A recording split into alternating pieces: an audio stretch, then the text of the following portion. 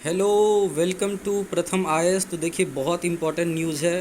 BCCI ने डिस्क्रिमिनलाइजेशन को ख़त्म कर दिया है और आप यहाँ पे देख सकते हैं कि जो सेक्रेटरी है बीसीसीआई का, जय शाह जी, अमित शाह के लड़के, उन्होंने अभी अभी ट्विटर पे एक अनाउंसमेंट किया कि BCCI implements equal match fee for both men and women cricketers. मतलब अब पुरुष और महिलाएं दोनों जो क्रिकेटर्स हैं उनको एक तरह से जितनी भी मैचेज खेलेंगी उनके लिए फ़ी क्या होगा, सेम होगा। तो ये जो लिया गया है वो बेसिकली जो है ना, एक तरह से pay equity policy for our contracted women cricketers. तो यहाँ पे ये एक बहुत बड़ा कदम है। और जो बीसीसीआई एपेक्स काउंसिल, उन्होंने एक फ़ी तय किया है कि हर एक खिलाड़ी को, चाहे वो मेन हो या वुमेन, अगर वो टेस्ट मैच खेलता है तो उसे पर मैच 15 लाख रुपीज़ जो है वो मैच फ़ी होगी। और वनडे इंटरनेशनल के लिए, ओडीआईज़ के लिए 6 लाख, और T20s के लिए जो है आपको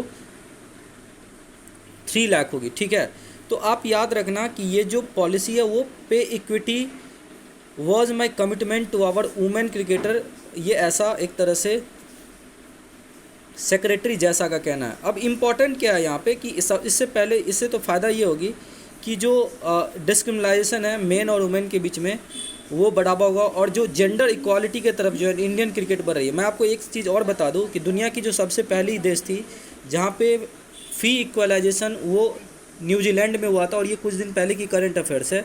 चलिए अब जान लेते हैं कि एक्चुअली बीसीसीआई क्या है। तो देखिए, बीसीसीआई का फुल फॉर्म है board of control for cricket in India. ठीक है, ये एक नेशनल गवर्निंग बॉडीज है क्रिकेट के लिए इंडिया में। ठीक है, इसको 1928 दिसंबर में बनाया गया था। 1928 के दिसंबर, तो बहुत पुराना बॉडी है।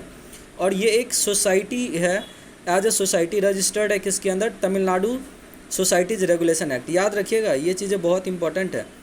ये एक consortium of state cricket association है। यहाँ पे सभी स्टेट्स और यूटीज़, अगर जहाँ पे क्रिकेट बोर्ड है, ठीक है, वहाँ से आपको जो है ना इस कंसोर्टियम में मेंबर्स हैं। ठीक है, और वो एक तरह से बोल सकते हैं स्टेट एसोसिएशन सेलेक्ट करता है अपने रिप्रेजेंटेटिव को, जो बीसीसीआई के ऑफिशियल्स को नियुक्त करता है। ठीक है,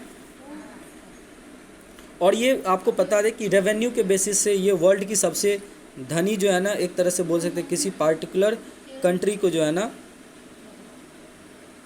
पैसे मिलता है। ठीक है, मतलब सबसे ज़्यादा जो रेवेन्यू है वो बीसीसीआई को मिलता है।